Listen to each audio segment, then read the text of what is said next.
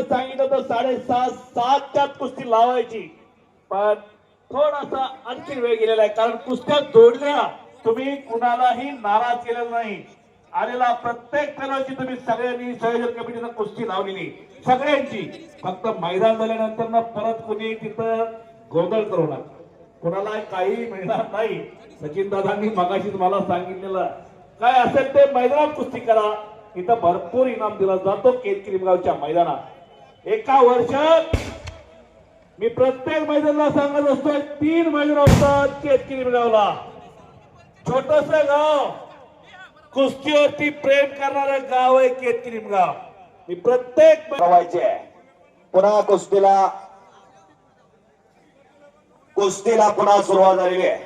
पंचांनी समज दिलेली दोघाला.